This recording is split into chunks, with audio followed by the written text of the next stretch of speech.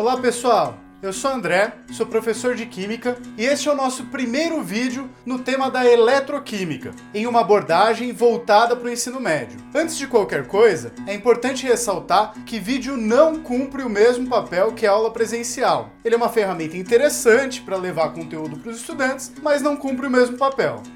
E neste vídeo especificamente, nós vamos retomar as ideias de eletronegatividade e energia de ionização, assim como o cálculo dos números de oxidação de um elemento que participa de uma substância. Vamos dar uma primeira olhada nas reações de óxido-redução, acompanhando dessa vez como é a variação do número de oxidação de cada um dos elementos durante a reação. Vamos discutir as diferentes tendências que os metais têm de perder elétrons, separando esses metais entre não nobres, que são aqueles que têm maior tendência do que o hidrogênio a perder elétrons, e metais nobres, que têm menor tendência do que o hidrogênio a perder seus elétrons. Vamos usar também a contabilidade dos elétrons em uma reação química para que a gente possa ter uma nova abordagem sobre o balanceamento das equações químicas que facilita muito a nossa vida quando a gente tem uma reação de óxido-redução. Bora para o conteúdo? E para começar a discutir o nosso tema de eletroquímica, vale a pena a gente voltar um pouquinho nas propriedades periódicas que podem se relacionar a isso. E aqui eu vou falar especificamente de duas. A eletronegatividade, que é a tendência de um átomo a atrair elétrons que estejam compartilhados com outro átomo, no caso de uma ligação covalente, por exemplo, e a energia de ionização, que é a energia necessária para retirar um elétron de um átomo, transformando-o num cátion. Associada também à energia de ionização e à eletronegatividade, nós poderíamos também discutir em termos da afinidade eletrônica, que é a energia que um átomo libera conforme ele receba um elétron de outro átomo. E se você quiser rever esse tema, eu recomendo o vídeo que está aqui no link, sobre ligações químicas e propriedades periódicas. E como nós já vimos anteriormente, tanto a eletronegatividade como a energia de ionização e também a afinidade eletrônica, que nós não discutimos em muitos detalhes, tem uma tendência geral de aumento na tabela periódica, que é a seguinte: quanto mais para a direita e mais para cima um elemento estiver na tabela periódica, maior será a sua eletronegatividade, sua tendência a atrair elétrons compartilhados numa ligação covalente. Maior será também sua energia de ionização, a energia que você precisa dar para o sistema para tirar um elétron do átomo, assim como a afinidade eletrônica, a energia que o sistema libera quando você liga um elétron a mais no átomo. E de maneira resumida e simplificada, essas propriedades aumentam para os elementos mais acima da tabela periódica e diminuem para os elementos mais abaixo, porque quanto mais abaixo na tabela periódica, mais camadas um átomo tem. Então, menos presos ao núcleo estão seus elétrons mais externos, seus elétrons de valência. E também, essas propriedades são maiores quanto mais à direita um elemento está na tabela periódica, seguindo em um mesmo período, porque considerando elementos de um mesmo período, eles têm um número de camadas. No caso aqui da quarta linha da tabela periódica, 4 camadas. Mas indo da esquerda para a direita, nós estamos aumentando o número de prótons, o número de cargas positivas no seu núcleo. Deste modo, com o mesmo número de camadas e um número cada vez maior da esquerda para a direita de prótons no núcleo, a força pela qual os elétrons da camada de valência estão presos ao átomo é maior quanto mais para a direita a gente está na tabela periódica. Como a gente está observando variáveis que têm dois fatores envolvidos na sua tendência, número de camadas e número de prótons no núcleo para uma mesma camada, às vezes a avaliação fica um pouco complicada de saber qual fator seria preponderante, qual fator seria mais importante, por exemplo, para avaliar quem tem a maior eletronegatividade. Desta forma, nós costumamos usar uma lista que pode ser memorizada, já que nem sempre nós temos acesso aos dados experimentais de onde essa informação poderia ser obtida, para avaliar os 10 elementos mais eletronegativos da tabela periódica, em ordem, do primeiro para o 10º. Então o nosso elemento mais eletronegativo é o flúor, como não poderia deixar de ser, né? Está no topo da tabela e bem à direita. Seguido pelo oxigênio, nitrogênio, cloro, bromo e iodo, enxofre, carbono, fósforo e hidrogênio. Esses são os 10 elementos mais eletronegativos, do primeiro ao 10º. Outro tema importante para a gente relembrar é o número de oxidação, o NOx. Lembrando que, conceitualmente, esse número de oxidação é a carga hipotética que o elemento teria se a gente supor que todas as ligações presentes naquele composto que ele está fossem tratadas como ligações iônicas. E nesse sentido, é importante ressaltar que a gente vai avaliar o NOx mesmo para compostos covalentes. E para pensar um pouco nesse tipo de situação, vamos imaginar o seguinte problema. Nós temos uma ligação covalente entre flúor e carbono. Essa é uma ligação que se dá pelo compartilhamento de elétrons entre os dois átomos, e não pela junção entre um cátion e um ânion. Se a gente quer avaliar qual seria a carga hipotética caso todas as ligações fossem tratadas como iônicas, a gente precisa imaginar que aquela ligação covalente foi quebrada e o parzinho de elétrons que era compartilhado pelos dois átomos, que é o que mantém os dois ligados entre si, ficou com o elemento mais eletronegativo, que nesse caso, entre carbono e flúor, seria o flúor. Se os dois elétrons da ligação covalente fossem divididos, ficando um para o carbono e um para o flúor, os dois seriam átomos neutros. Mas se eu suponho que ao invés de ficar um para cada, os dois elétrons fiquem com o flúor, então o flúor ficaria com uma carga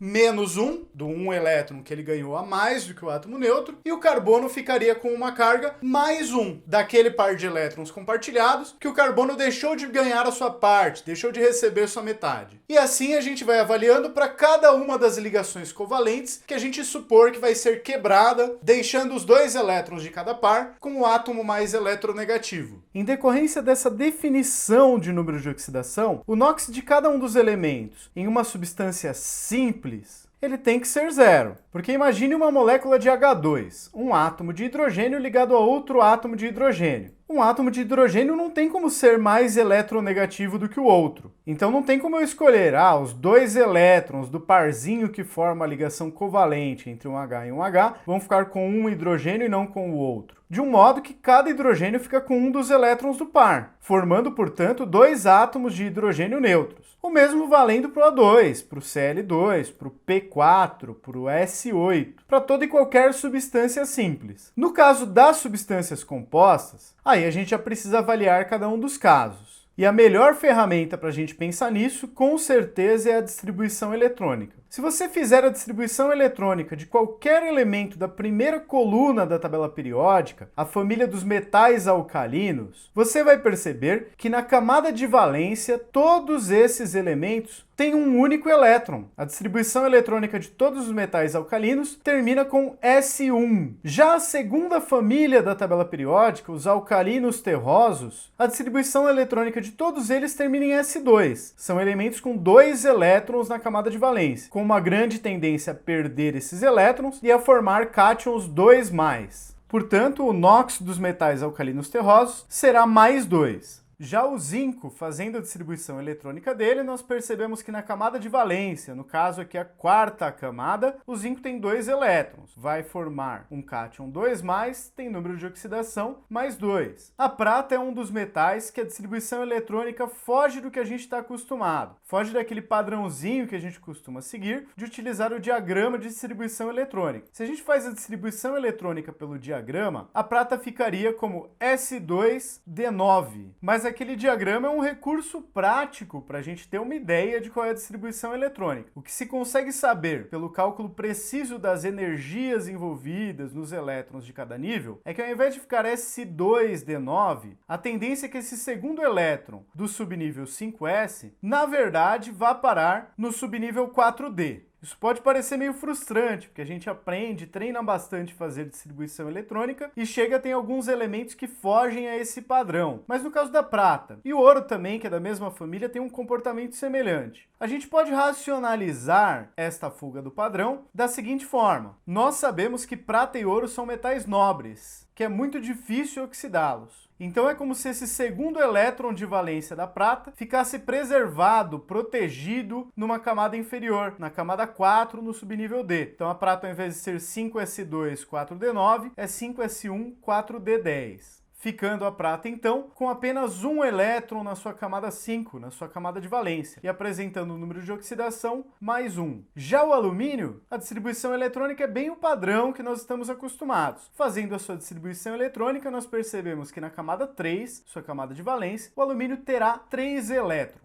Então, tendência a formar cátions 3+, com o número de oxidação mais 3. Já o número de oxidação do enxofre, que é um elemento ali da família do oxigênio, se nós fizermos a distribuição eletrônica do enxofre, nós perceberemos que ele tem 6 elétrons na camada de valência. Tem uma tendência muito grande a ganhar 2 elétrons, tendo, portanto, o número de oxidação igual a -2, duas cargas negativas, nos casos em que o enxofre for o elemento mais eletronegativo daquela ligação. Lembrando que do conjunto da tabela periódica, o enxofre é o 7º elemento em eletronegatividade. Então tem toda essa turma aqui que é mais eletronegativa do que ele. Se ele estiver ligado com algum dos 6 elementos mais eletronegativos, ele não terá o número de oxidação -2. Se estiver ligado com qualquer um dos outros elementos da tabela periódica, aí o enxofre terá o número de oxidação -2. No caso dos halogênios, cuja distribuição eletrônica coloca 7 elétrons na última camada, existe uma tendência muito grande a esses átomos ganharem um elétron, ficando com carga -1, portanto, número de oxidação -1. Mas isso só vai acontecer se esses elementos estiverem ligados a elementos menos eletronegativos do que eles, que são a maioria da tabela periódica. Caso esses elementos estejam ligados a elementos mais eletronegativos e não menos eletronegativos, que só é possível para o cloro, bromo e iodo, que estão lá na 4ª, 5ª e 6ª posição da eletronegatividade, aí o NOx precisará ser calculado de acordo com a relação com o NOx dos demais elementos da fórmula da substância química.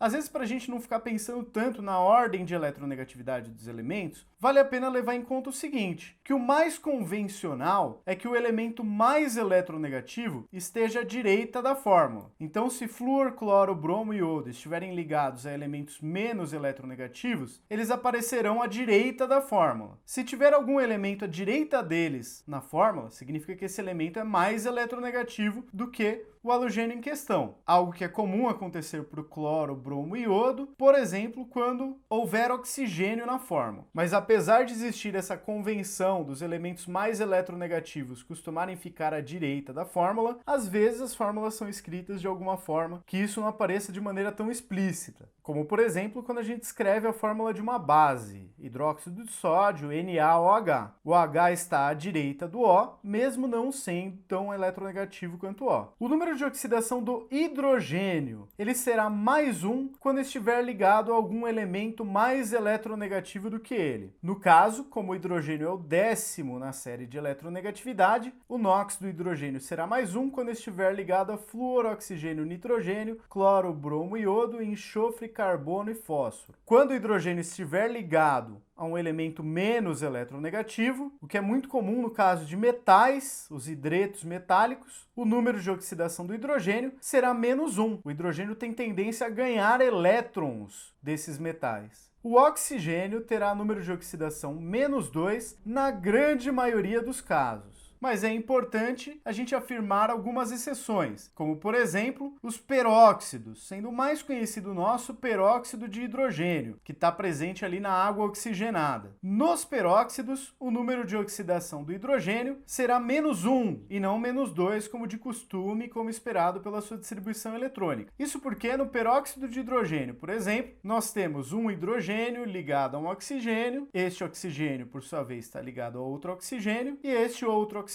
a um outro hidrogênio. O oxigênio tende a ganhar os elétrons compartilhados com o hidrogênio, e como cada oxigênio está ligado a um hidrogênio, ele fica com um elétron a mais do que o átomo neutro, mas entre os dois oxigênios não há preferência. Outra exceção importante são os chamados superóxidos, como, por exemplo, o K2O4 e o BaO4. Mas apesar de ser uma exceção, a gente consegue deduzi-la a partir das regras que nós já temos por aqui. No K2O4, o potássio é um metal alcalino, primeira família da tabela periódica, tem número de oxidação +1. K2O4 é uma substância eletricamente neutra, então eu tenho +1 de cada potássio somando +2, e a carga correspondente aos 4 oxigênios tem que ser -2, porque a substância completa é neutra. -2 dividido pelos 4 oxigênios dá -0,5. Para o BaO4 é a mesma coisa, mas o bário, como é um metal alcalino terroso e forma cátions +2, me dará aqui +2 com o bário. Para a substância completa ser neutra, +2 do bário tem que ser cancelados por -2 dos 4 oxigênios. -2 dividido por 4, -0,5 da mesma forma. Outras exceções um pouco mais estranhas do NOx do oxigênio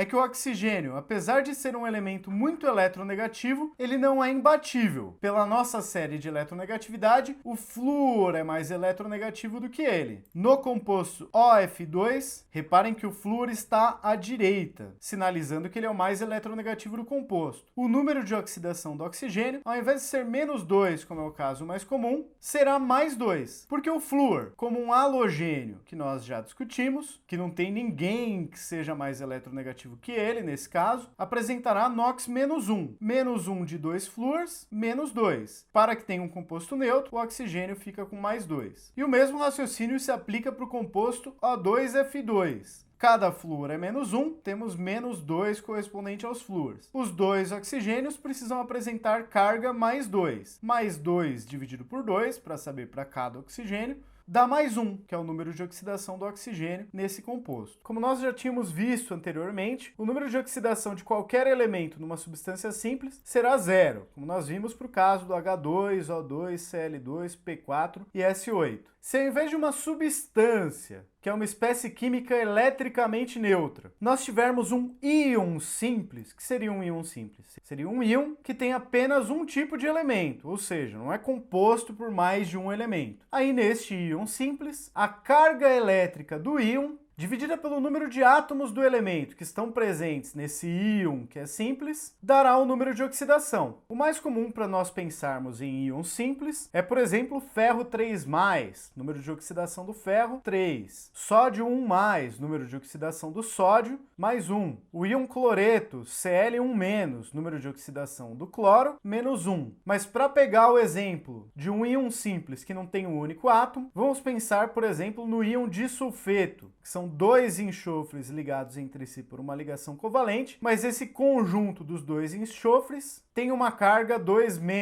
Neste caso, o número de oxidação será a carga do íon, que são os 2-, dividido pelo número de átomos do elemento, que são 2 átomos de enxofre. O número de oxidação do enxofre no íon disulfeto é -1. Então, substâncias simples são espécies químicas eletricamente neutras. Íons simples são espécies químicas carregadas. Substâncias compostas também são espécies químicas eletricamente neutras. A soma dos números de oxidação de todos os elementos nessa substância composta tem que ser 0, porque a carga total da substância é 0, ela é eletricamente neutra. Já os íons compostos, que são espécies químicas também carregadas, a soma dos números de oxidação de cada um dos átomos ali presente tem que dar igual à carga elétrica daquele íon composto. E alguns exemplos seriam NO3 1+, ou NO2 1+, SO4 2-, CO3 2-, NH4+, e assim por diante. E nesse momento, a gente começa a discutir, de fato, a eletroquímica, que é o ramo da química que vai estudar esse processo de transferência de elétrons, tanto no que se aplica à conversão de energia química à energia elétrica, como na conversão de energia elétrica em energia química, o uso da eletricidade para promover reações químicas. E o tipo de reação que nós vamos estudar nesse tema são as chamadas reações de oxirredução. Falando um pouquinho mais dessa conversão entre energia química e energia elétrica, no nosso dia a dia nós estamos muito acostumados a conviver com processos desse tipo. Toda vez que a gente usa algum equipamento, algum material que seja movido a pilha ou a bateria, nós estamos usando da transformação de energia química em energia elétrica por meio de reações de oxirredução. Então, as reações químicas produzem uma corrente elétrica que vai ser usada ali para fazer funcionar o nosso equipamento. O processo contrário, onde a energia elétrica é utilizada para promover uma reação química e aumentar a energia de um dado sistema, que são os processos de eletrólise, também são bastante comuns para a gente. Toda vez que a gente faz o carregamento de uma bateria, de um celular, de um computador, nós estamos fazendo isso, usando eletricidade, corrente elétrica ali, para transformar quimicamente algumas substâncias, deixando-as em um estado de energia mais elevado, né? E possibilitando que mais tarde a gente possa utilizá-la para alguma aplicação que nos interesse. O processo de descarga de uma pilha e bateria, da utilização da energia química para obter energia elétrica, esse processo é espontâneo. Eu não preciso fazer nada, basta fechar o circuito que a transferência de energia será espontânea. Já o processo contrário, o processo das eletrólises, esse sim é um processo não espontâneo. Eu preciso fornecer energia elétrica para que o processo químico aconteça. Para a gente pensar mais o que são essas reações de óxido e redução, eu trago aqui um exemplo para vocês, onde a gente vai observar aqui a variação do número de oxidação de alguns átomos através de uma reação química. E a reação química escolhida aqui é a reação entre zinco metálico e o cátion cobre 2+, que tem como produto cátion zinco 2+, e o cobre metálico. Nesta reação, o zinco passa de um número de oxidação igual a 0 para um número de oxidação igual a 2+. Então, o zinco aqui perdeu 2 elétrons e nós dizemos que ele sofreu oxidação. Perder elétrons é sofrer oxidação. Já o cobre, por sua vez, passou de um número de oxidação 2+, era o cátion cobre 2+, para o número de oxidação 0. O cobre metálico tem número de oxidação 0. Neste processo, o cobre teve que ganhar 2 elétrons, passando então pelo processo inverso do que o zinco passou. Como o número de oxidação do cobre diminuiu, reduziu nesse processo, nós dizemos que o cobre sofreu redução. Reparem no seguinte, o zinco perdeu 2 elétrons sofrendo oxidação. Já o cobre ganhou 2 elétrons sofrendo redução. A transformação do zinco está intimamente relacionada com a transformação do cobre. Os 2 elétrons que o zinco perdeu, ele perdeu para o cobre. Os 2 elétrons que o cobre ganhou, ele ganhou do zinco. Nesse sentido, nós dizemos que o zinco, que perdeu elétrons, que sofreu oxidação, ele atuou, ele foi um agente redutor, porque os 2 elétrons que ele perdeu, ele deu para o cobre, ele causou a redução do cobre. Já o cobre, que ganhou 2 elétrons, ele não ganhou do nada, ele ganhou do zinco. Ao ganhar esses 2 elétrons do zinco, o cobre agiu como oxidante. Ele causou a oxidação do zinco. E essas transformações estão tão intimamente relacionadas que nós não podemos ter uma reação de redução sem haver uma reação de oxidação associada. E vice-versa. Não é possível ter uma oxidação sem haver uma reação de redução associada. Quem sofre oxidação perde elétrons, age como redutor, causa a redução de outro átomo, de outro elemento químico. Quem sofre redução, quem ganha elétron, age como oxidante, é um agente oxidante, causa a oxidação de outro átomo. Aquele átomo que perdeu elétrons, que sofreu oxidação, nós temos um parâmetro numérico para identificá-lo, que é o número de oxidação. No caso da reação que nós tomávamos como exemplo, o zinco, que perdeu elétrons, que sofreu oxidação, teve seu número de oxidação variando de 0, antes da reação química, para 2+, após a reação química. Então, quem perde elétrons, quem sofre oxidação, tem o aumento de seu número de oxidação e age como redutor, provocando ganho de elétrons em outro elemento. O zinco sofreu oxidação e provocou o ganho de elétrons, provocou a redução, agiu como redutor para o cobre. Aquele que ganha elétrons, que no nosso exemplo aqui é o cobre, sofrendo, portanto, redução, diminui seu número de oxidação. O número de oxidação do cobre era 2+, passou a ser 0. E ele atua como oxidante. Ele provoca a oxidação, provoca a perda de elétrons no zinco, no outro elemento que está ali reagindo com ele. E neste momento é muito importante ressaltar que elétrons, assim como os átomos que a gente sempre contabiliza nas reações químicas, são matéria. E sendo matéria, a menos nos processos físico-químicos mais comuns que nós lidamos, reações químicas, descarga de uma pilha, carregamento de uma pilha, em processos desse tipo, a matéria não se destrói, a matéria não some, elétrons não são perdidos e nem são criados, eles são transferidos de um átomo para outro. Aquele que sofre oxidação apresenta o aumento do seu NOx, então se ele era 0, passa para 1, 2, 3, algum número maior, e aquele que sofre redução, atuando como oxidante de outro elemento, tem uma diminuição do seu NOx, então se era mais 2, por exemplo, vai para 0, ou qualquer outro valor menor do que o seu valor inicial. E neste momento eu deixo aqui para vocês uma tabelinha com a ordem da reatividade de uma série de metais. Isso aqui é muito muito bacana, porque deixa a gente a um passo de poder imaginar como a gente construiria pilhas. E também deixa a gente muito perto de compreender as tendências dos átomos a sofrerem oxidação ou a não sofrerem oxidação. Pelo menos aqui para os metais, nessa ordem de reatividade que está colocada. E aqui neste ponto, talvez seja importante ressaltar que metais são elementos com alta tendência a perder elétrons, a sofrer oxidação. E deste modo, a gente vai chamar de mais reativos aqueles metais que atuam de forma mais evidente como metais, que têm uma maior tendência a perder seus elétrons. Então nós temos um divisor, um ponto de referência aqui para nós utilizarmos, que é o hidrogênio. E a tendência do hidrogênio de perder elétrons, de sofrer oxidação. A oxidação do hidrogênio poderia ser entendida, por exemplo, como a reação do gás hidrogênio com água, formando cátion hidrônio, H3 ou mais, e liberando 2 elétrons.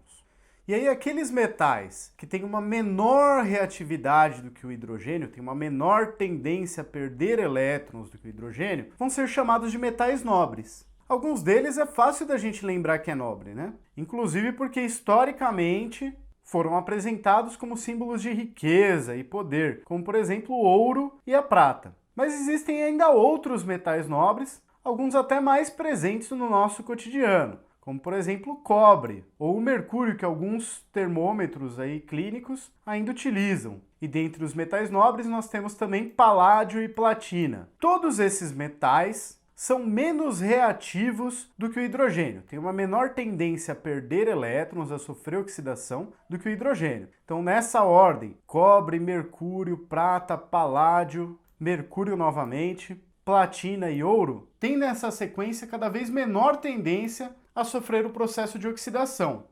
E nessas ordens de reatividade, você pode talvez estranhar que alguns elementos aparecem mais de uma vez em posições diferentes. Mas é assim mesmo. Reações diferentes, com diferentes processos de oxidação ou redução, têm maior ou menor tendência a acontecer. E o elemento pode aparecer mais de uma vez, a depender de qual é o processo de perda ou ganho de elétrons que ele vai apresentar, em posições diferentes nessa ordem de reatividade. Já os metais que estão apresentados aqui à direita do hidrogênio são os metais chamados de não nobres, que têm uma maior tendência a perder elétrons. E quanto mais para a direita, mais para o topo da lista da reatividade, maior a tendência de um átomo a sofrer oxidação. E aí não é nada estranho que nós tenhamos ali no topo da lista, nos metais mais reativos, que têm maior tendência a sofrer oxidação, os metais alcalinos e alcalino-terrosos, das duas primeiras famílias da tabela periódica. Nós sabemos da nossa experiência que não é comum ver um metal alcalino ou um metal alcalino terroso na sua forma metálica, na sua forma não oxidada. Nós estamos acostumados a pensar no sódio, por exemplo, no potássio, no cálcio, apenas na sua forma oxidada. Às vezes até quando a gente começa a estudar química, a gente acha estranho que essas coisas sejam chamadas de metais, porque nós só convivemos com as suas formas que já perderam elétrons, que já não apresentam aquele brilho, condutividade elétrica e coisas do tipo. Então não é estranho que eles estejam no topo da lista dos mais reativos, dos que têm maior tendência a sofrer oxidação. O que talvez possa parecer um pouco estranho é que logo após os metais alcalinos e alcalino-terrosos, nós temos aqui o alumínio. Poxa, mas a gente não usa panela de alumínio, grades de alumínio, vários utensílios de alumínio, porque ele é mais durável, mais resistente à oxidação? Como assim ele está logo depois dos alcalinos e alcalino-terrosos na ordem de reatividade? Mas é isso mesmo, é verdade. O alumínio tem uma alta tendência a perder elétrons, a sofrer oxidação.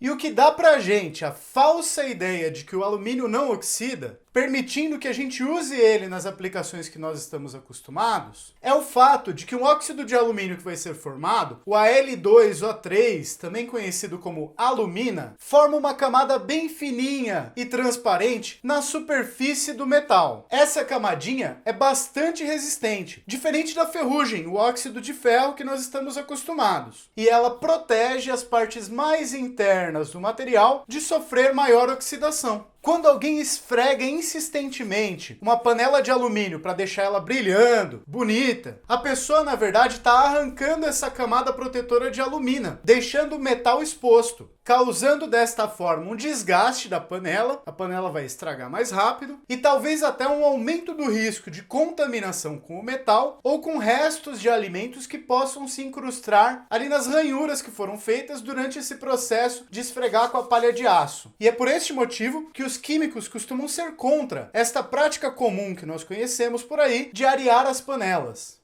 E aí depois do alumínio, nós temos uma série de outros metais que nós estamos mais acostumados a lidar, inclusive a tratar como metais, como por exemplo o zinco, o crômio e o ferro, além de uma série de outros. Quanto mais para baixo nessa série, menor a tendência a perder elétrons, mais perto do caráter nobre que nós encontramos no ouro e na prata, por exemplo, esses átomos estão. E o nosso ponto de referência, nosso ponto de viragem para dizer quem é um metal nobre, quem não é um metal nobre, é o hidrogênio. Se tem maior tendência a perder elétrons do que o hidrogênio, não é nobre. Se tem menor tendência que o hidrogênio a perder elétrons, aí sim é um metal nobre propriamente dito. E aí, para terminar aqui o nosso assunto de hoje, eu retomo aqui uma reação química que eu costumo usar quando a gente vai introduzir na nossa discussão os cálculos estequiométricos, o acompanhamento das quantidades envolvidas nas reações químicas. Eu vou tentar aqui manter fixo o número de mols de Fe2O3, do óxido de ferro, só para usá-lo como referência mesmo. Então, acompanhando o que acontece com os elétrons aqui,